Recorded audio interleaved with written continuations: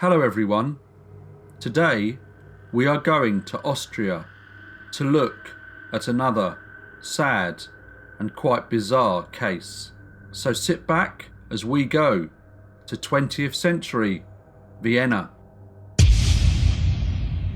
Martha Marek was born in Vienna, Austria in 1904.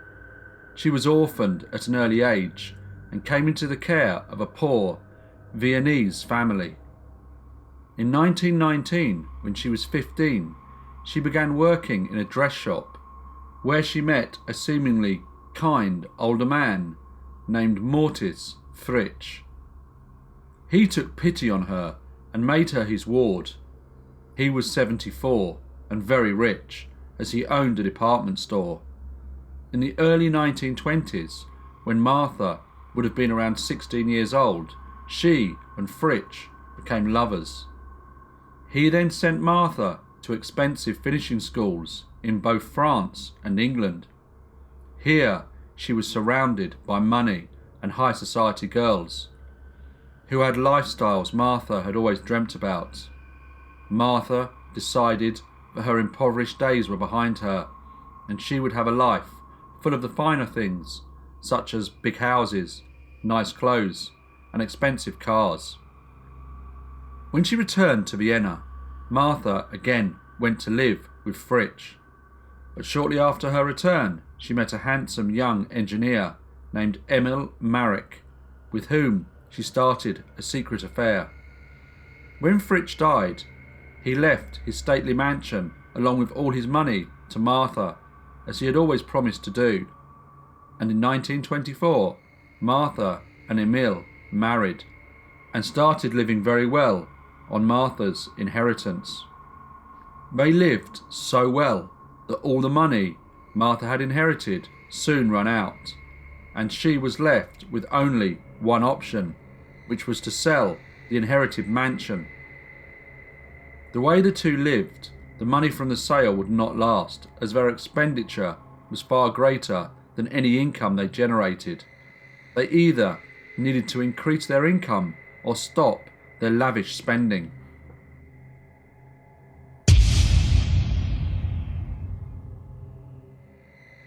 The couple didn't stop spending and soon became anxious to raise some money so they could continue living the lifestyle that their inheritance had given them. Martha devised a bizarre scheme to obtain a large amount of money. She took out an insurance policy on her husband, which meant that in the event of an accident, the insurance would pay out a very large sum. The couple decided the best accident would be for Emil to chop off his own leg. A couple of months after taking out the insurance policy, they decided to execute their plan. Emil went to the garden to chop some wood with an axe. The axe then slipped and struck his left leg below the knee. He then screamed for Martha and she came running out. She then tried to finish the job by hitting her husband's leg with the axe. Martha then sent for a doctor who, on inspecting the virtually amputated leg, sent Emil to hospital where the injuries were so serious. The doctors finished the job and took off the leg. Martha had only paid a couple of insurance payments and made a claim which was the biggest accident claim in Austria since World War I. The insurance company decided to investigate the accident before paying and sent insurance investigators to the hospital. The investigators examined the severed leg and checked the full medical reports, which stated that the injury was caused not by one but by 3 separate blows, as the angles of the wounds were inconsistent with being struck by the alleged holder of the axe. Martha had sworn to herself that she would never return to the impoverished way she lived during her childhood, and seeing the prospects of a big insurance payout slipping away, she acted very quickly. She tried to bribe one of the surgeon's assistants into testifying that the surgeon had deliberately created additional wounds at the instigation of the insurance company. The assistant, however, demanded more money, and when he did not receive it, He went to the police. The couple were arrested on charges of having conspired to defraud the insurance company and corrupt justice. The trial began on March 28, 1927, and had huge public interest. Public sympathy was on the side of the Mareks. How could a young man do such a thing to himself, and how could his wife assist him? Expert opinion differed on whether the leg had been cut intentionally or whether it was an accident.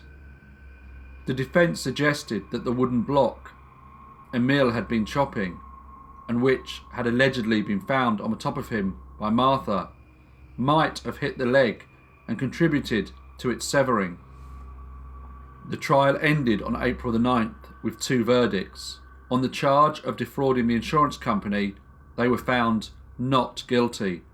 On the charge of attempting to corrupt the surgeon's assistants, they were found guilty and sentenced to serve at least 4 months in jail. Because of the time they had already spent in custody, the terms were considered served and they were released.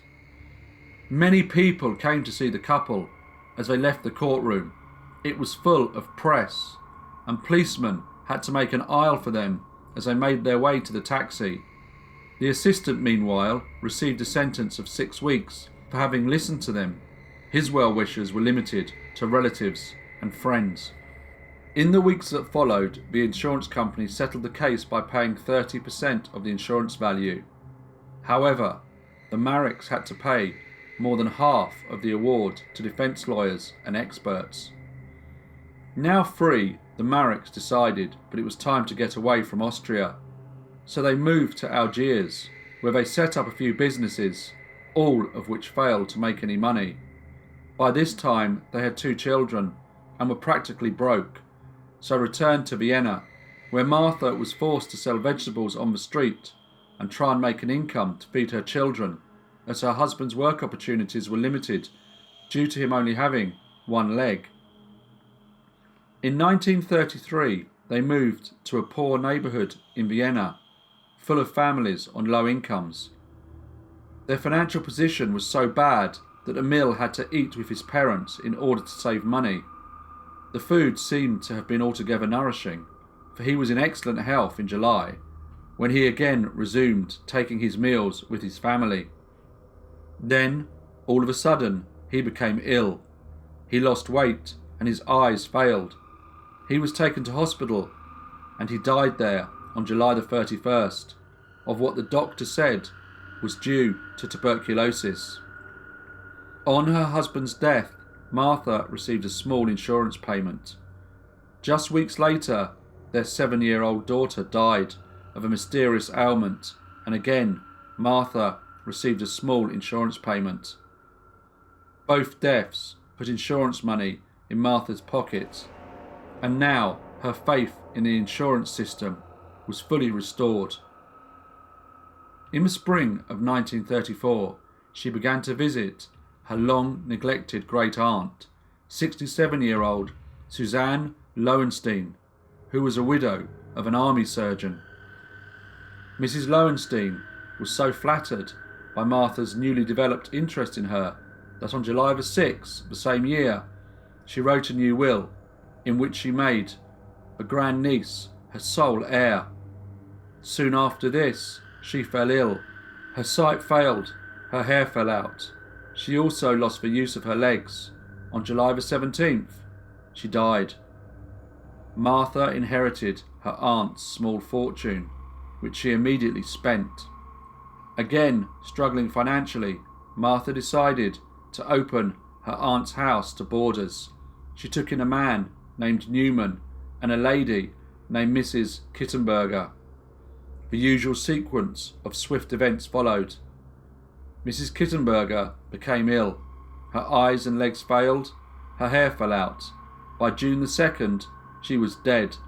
And 4 days later, Martha presented a life insurance policy to the insurance company. Mrs. Kittenberger's son, Herbert, went to Martha's house and angrily accused her of being a murderess. She had him arrested, but the police decided that he let his temper get the better of him and let him go. with a warning. By 1937, Martha was again in a very poor financial position. Perhaps she could have gone on insuring everyone she met and reaping the rewards without ever being detected, but she changed her tactics and instead insured the many valuable pictures in the house she had inherited from her aunt. She arranged for some expensive paintings in her aunt's house to be removed to a warehouse in the middle of the night.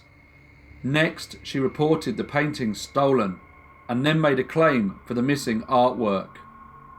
The insurance company, by now suspicious, called in the police. Detective Peters was called to investigate the case.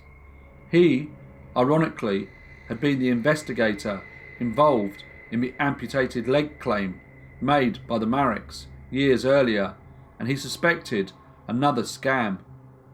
He canvassed warehouses in Vienna and soon located the hidden artwork. Martha was arrested and charged with fraud. Reading of the arrest in the newspaper, the son of Mrs. Kittenberger went to the police to tell them that he believed Martha had poisoned his mother in order to obtain her insurance money. Detective Peters had Mrs. Kittenberger's body exhumed, along with those of Emil, their daughter and great-aunt, Suzanne Lowenstein. Toxicologists soon reported that all had been poisoned with thallium, a rare poisonous chemical compound first discovered in 1861. It is a soft, white, highly toxic, metallic element and brings death first by slow paralysis of the limbs and eventually of the internal organs. Any defence Martha may have had by accusing others of administrating the thallium was nullified when the chemist who had sold her the poison was traced. Peters then remembered that Martha had another child, a son, and he soon found the boy boarded out in a poor district of Vienna. He was just in time. The boy, who had recently been insured by his mother, was dying from thallium poisoning. He was rushed to hospital and saved. Martha's trial for murder opened on May 2nd, 1938. As large crowds were expected to attend, the Ministry of Justice had ordered that the proceedings take place in a large hall in the courthouse. The press had described Martha as the devil in petticoats. The state's attorney tried to persuade her to confess, indicating that she may receive a lighter sentence if she did, but Martha was a spectacular defendant and said she was innocent. She answered all the accusations put to her and denied all charges. But the evidence against her could not be overcome by her constant denials.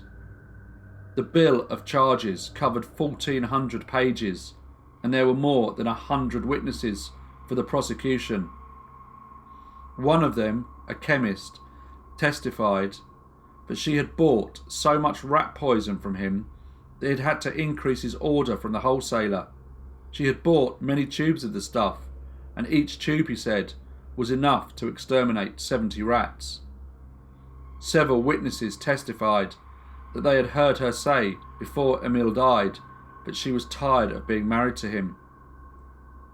Eugenie Hellinger, a neighbour, said that Martha's young son, Alphonse, had said to her, "I shall soon go to heaven. My mother told me so." The defendant's explanation for why Mrs. Kittenberger had named her as the insurance beneficiary was that she had loaned her money to open a dress shop and the policy had been security. But it was proved that Martha, at the time, did not have any money to lend, nor did Mrs. Kittenberger ever mention the dress shop project to anyone. Herbert Kittenberger testified that when he saw his mother 5 days before she died, he wanted to call a doctor, but Martha had apparently summoned her own physician, who diagnosed cancer. Then Herbert wanted to take his mother to hospital, but he said Martha had prevented this until his mother had reached what proved to be her last hours. The state summed up the case on May the 19th, describing the defendant as a cobra in whom the devil lies. They said that the unjust acquittal in the leg-cutting case had been the death warrant for 4 poison victims. The motive for the bizarre slayings committed by Martha was rooted in a pathological greed of outstanding proportions. She resolved at an early age to live well, no matter the cost, even if the cost included human lives. The members of the jury and 4 professional judges went through the motions of deliberating the case. They then returned the verdict of guilty. Martha was sentenced to death. The execution method in Austria in 1938 was beheading. On December the 6th, Marek mounted the scaffold in Vienna and knelt over the block. The executioner struck his victim far more accurately than she had done 11 years earlier, and she died with only 1 blow of the axe. Hello everyone, and thank you so much for listening to this very bizarre case. I find it very strange that anyone would want to chop off their leg just to get some insurance money. As usual, I really welcome all your feedback and comments, and I will see you in the next brief case.